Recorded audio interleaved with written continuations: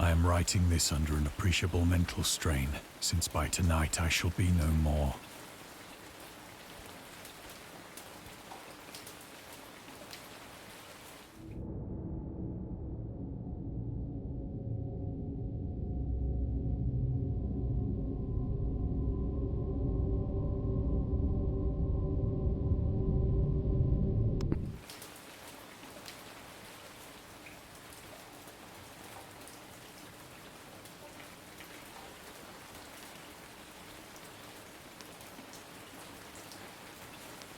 Penniless, and at the end of my supply of the drug which alone makes life endurable, I can bear the torture no longer, and shall cast myself from this garret window into the squalid street below. Do not think from my slavery to morphine that I am a weakling or a degenerate. When you have read these hastily scrawled pages, you may guess, though never fully realize, why it is that I must have forgetfulness or death.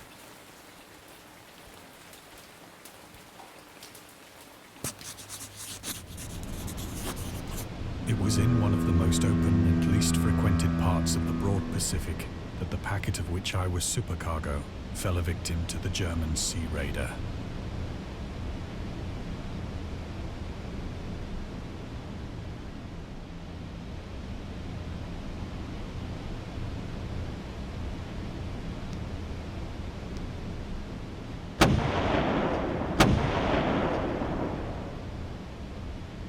The Great War was then at its very beginning, and the ocean forces of the Hun had not completely sunk to their later degradation. So that our vessel was made a legitimate prize, whilst we of her crew were treated with all the fairness and consideration due us as naval prisoners.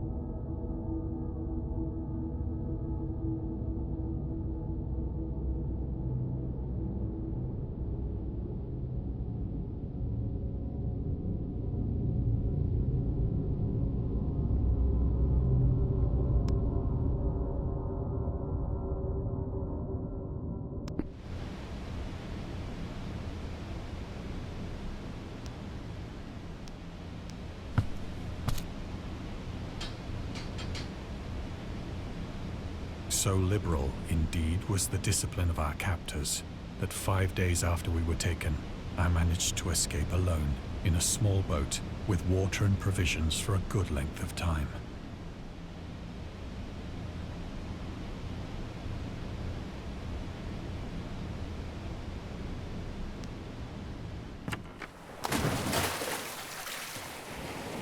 When I finally found myself adrift and free, I had but little idea of my surroundings.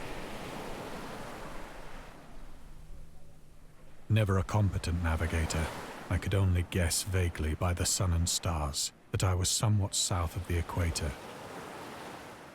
Of the longitude, I knew nothing, and no island or coastline was in sight.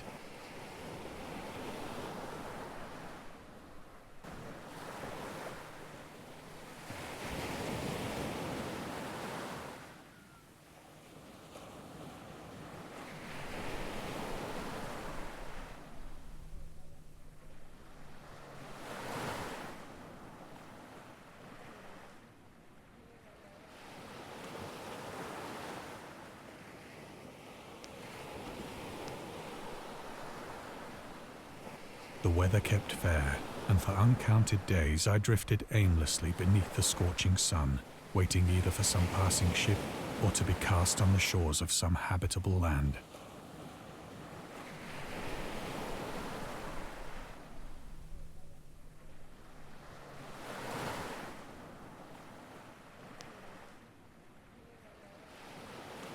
But neither ship nor land appeared, and I began to despair in my solitude upon the heaving vastness of unbroken blue. The change happened whilst I slept. Its details I shall never know, for my slumber, though troubled and dream-infested, was continuous.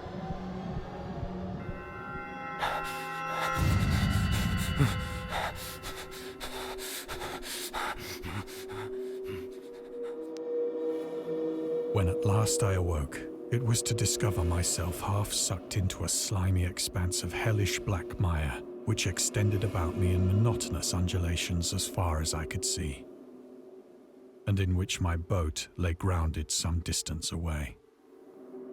Though one might well imagine that my first sensation would be of wonder at so prodigious and unexpected a transformation of scenery, I was in reality more horrified than astonished. For there was in the air and in the rotting soil a sinister quality which chilled me to the very core. The region was putrid with the carcasses of decaying fish and of other less describable things which I saw protruding from the nasty mud of the unending plain. Perhaps I should not hope to convey in mere words the unutterable hideousness that can dwell in absolute silence and barren immensity. There was nothing within hearing, and nothing in sight, save a vast reach of black slime. Yet the very completeness of the stillness and the homogeneity of the landscape oppressed me with a nauseating fear. The sun was blazing down from a sky which seemed to me almost black in its cloudless cruelty, as though reflecting the inky marsh beneath my feet.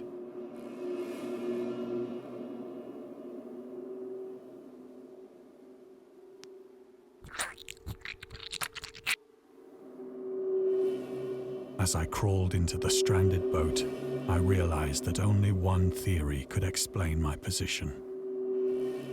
Through some unprecedented volcanic upheaval, a portion of the ocean floor must have been thrown to the surface, exposing regions for which innumerable millions of years had lain hidden under unfathomable watery depths.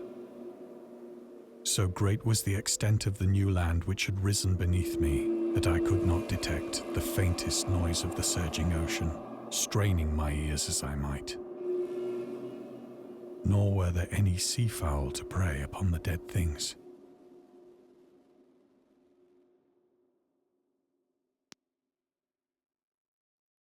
For several hours I sat thinking or brooding in the boat, which lay upon its side and afforded a slight shade as the sun moved across the heavens.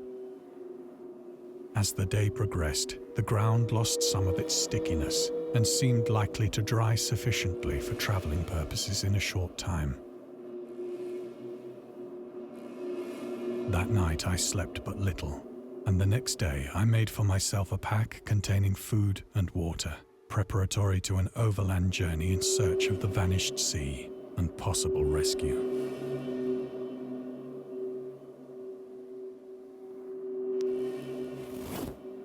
On the third morning, I found the soil dry enough to walk upon with ease.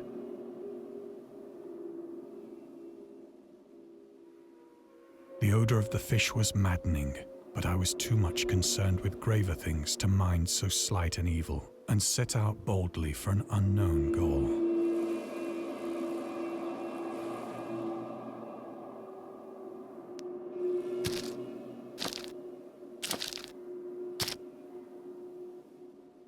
All day I forged steadily westward, guided by a faraway hummock which rose higher than any other elevation on the rolling desert.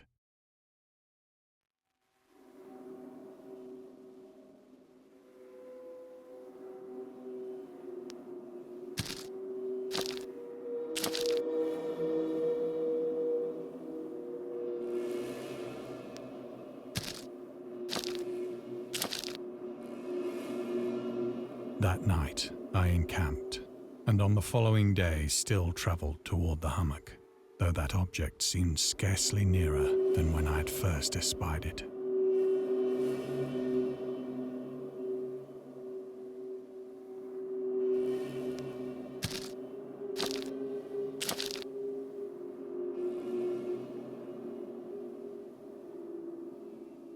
By the fourth evening, I attained the base of the mound, which turned out to be much higher than it had appeared from a distance.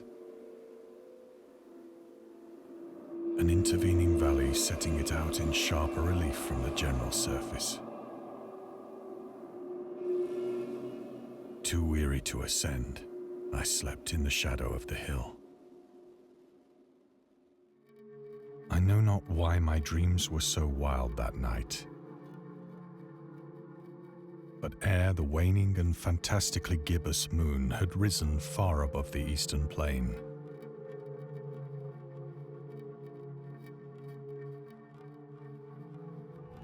I was awake in a cold perspiration, determined to sleep no more.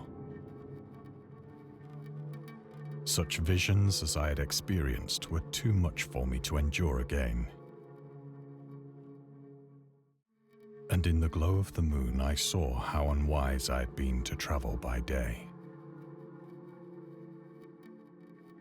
Without the glare of the parching sun, my journey would have cost me less energy.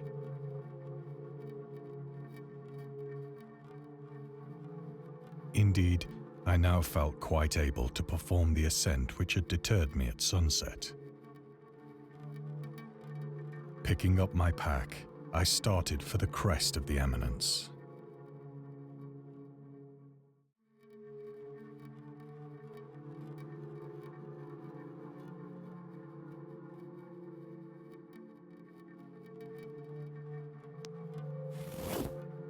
I have said that the unbroken monotony of the rolling plain was a source of vague horror to me.